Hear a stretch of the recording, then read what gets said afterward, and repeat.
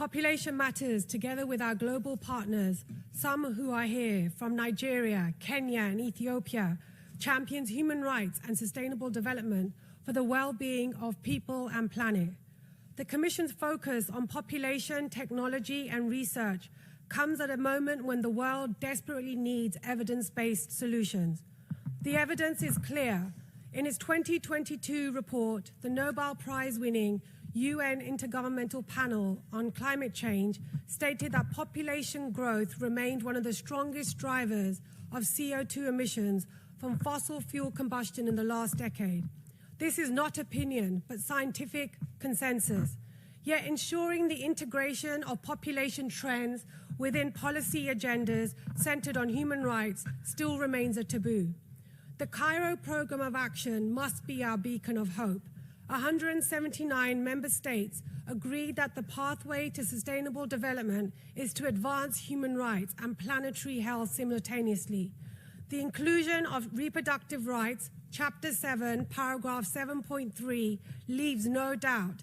When individuals and couples can make informed choices about whether and when to have children or not, when women and girls have the power of their own bodies and futures, fertility choices naturally and voluntarily align with sustainability.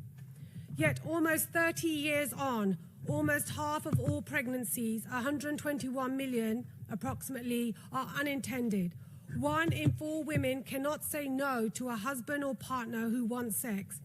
1 in 3 girls will give birth before she is 20, and pregnancy and childbirth complications are the leading cause of preventable deaths of girls 15 to 19, the loss of which makes even the walls of family homes weep.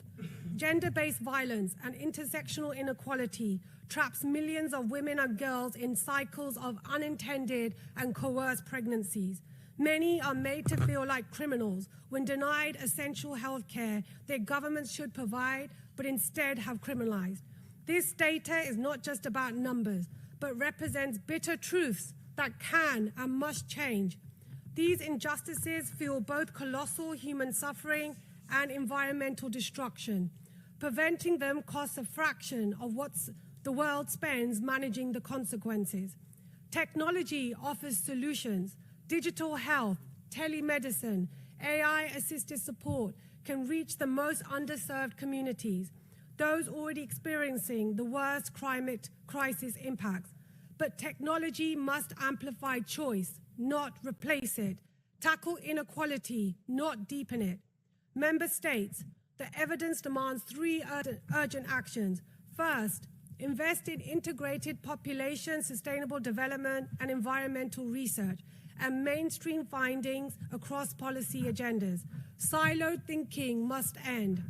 Second, scale investment to deliver on your reproductive rights commitments, including but not limited to universal access to voluntary family planning.